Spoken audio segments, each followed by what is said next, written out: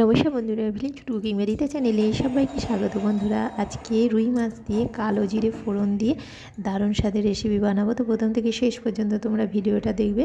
তো প্রথমে টিফিন খেয়ে নেবো, তারপরে ফল একটু খাবো, পেয়ারা আর লেবু রয়েছে একটু খেয়ে নেবো, তারপরে রান্নার দিকে যাব। তো আমি রান্নার দিকে চলে এসেছি। এখানে রুই মাছ আছে, একদম জ্যান্ত রুই মাছ বাজার থেকে আনা হয়েছে। তো ভালো করে পরিষ্কার করে ধুয়ে নেওয়া হয়েছে, লবণ হলুদ মাখিয়ে নেবো। আর সকালে আমার মেয়ে স্কুলে গেছে, সয়াবিনের তরকারি হয়েছে, সয়াবিন আলু বেশ মাখা মাখা একদম মাংসের মতো। আর আমার ছেলে মেয়ে খুব ভালোবাসে এই সয়াবিনের রেসিপি, মানে একদম মাংসের মতো করতে হবে, তাহলে কিন্তু কোনো অসুবিধা হবে না। ওদের একদম বকবক করছে সয়াবিনের এইরকম মাংসের মতো রেসিপি করতে হবে। তো যাই হোক, তো সকালবেলা খেয়ে স্কুলে চলে গেছে। তারপরে বেলায় এবার আমাদের রান্না হবে। তো রুই মাছ আনা হয়েছে, মাছটা লবণ হলুদ মাখিয়ে রেখেছিলাম। মাছটা ভালো করে তেলের মধ্যে বেশ ভালো করে লাল করে ভেজে নেব।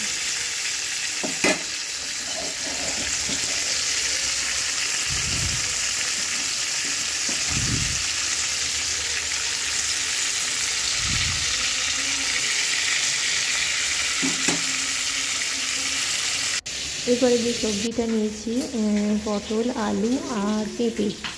তো এখানে মাছের অনেকটা তেল ফোটা রয়েছে, তেল ফোটাটা ভেজে নেব।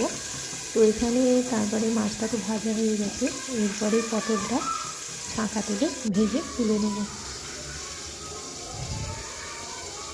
মাছ ভাজা হয়ে গেছে, পটলটা ভাজা হয়ে গেছে, ছাঁকা তেলে একদম লাল করে ভেজে নিয়েছি। আর এরপরে যে সবজিটা আছে, পেঁপে আলুটা কালো জিরে কাঁচা লঙ্কা ফোড়ন দিয়ে তুলে দিয়েছি, তারপরে ঢাকা দিয়ে দিয়েছি।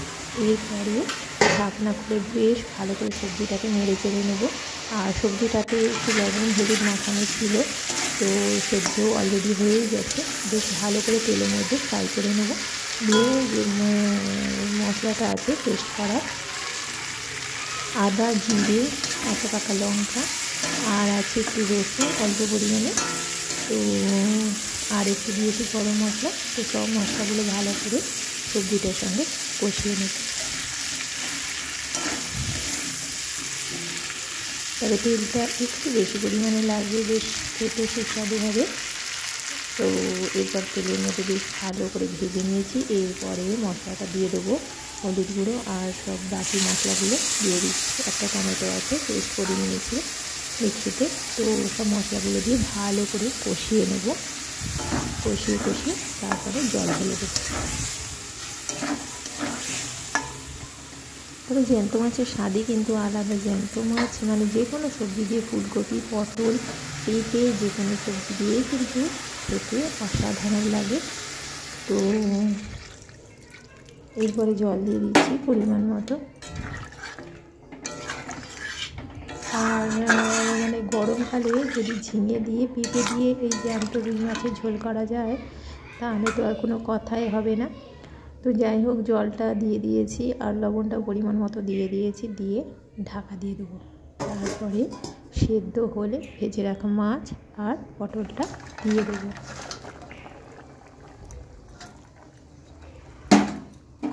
দিয়ে বেশ ভালো করে একটু নাড়াচাড়া করে এরপরে 2 মিনিটের জন্য একটু ঢাকা দিয়ে দেবো। বেশিক্ষণ না, জাস্ট 2 মিনিট, নাহলে কিন্তু বেশি সেদ্ধ হয়ে যাবে। তো আর এই জ্যান্ত মাছ কিন্তু গরমকালে যদি পেঁপে ঝিঙে দিয়ে ঝোল করা যায়, তাহলে কিন্তু অসাধারণ লাগবে। আর এমনি মোটা মোটা করে বেগুন দিয়ে মোটা মোটা করে আলু দিয়েও এই জ্যান্ত রুই মাছ কিন্তু অসাধারণ লাগবে। তো জ্যান্ত মাছের স্বাদই আলাদা। আর যে কোনো সবজি দিয়ে, মানে ঝিঙে আলু পেঁপে বেগুন যে কোনো সবজি দিয়েই কিন্তু রান্না করলে কিন্তু অত্যন্ত সুস্বাদু হয়। তো হয়েই গেছে, এরপরে আমি নামিয়ে নেব। তবে এই মাছের রেসিপি কিন্তু একটু ঝাল দিলে কিন্তু ভালো লাগে। আর আমি যেহেতু এখানে কাঁচা পাকা লঙ্কা পেস্ট করে দিয়েছি, একটু ঝাল ঝাল হয়েছে, আর সেই জন্য আমি গুঁড়ো লঙ্কাটা ব্যবহার করিনি। তো এবার যারা ঝাল খেতে পছন্দ করে না, না দিলেও কিন্তু খেতে ভালো লাগবে, যেহেতু জ্যান্ত মাছ রয়েছে। তো তো যাই হোক বন্ধুরা, আজকের রেসিপিটা কেমন হয়েছে অবশ্যই জানাবে। আমার চ্যানেলটিকে সাবস্ক্রাইব করবে, লাইক করবে, শেয়ার করবে। আজকের মতো টাটা। আবার অন্য দিন অন্য রকম ঘরোয়া রেসিপি নিয়ে চলে আসবো।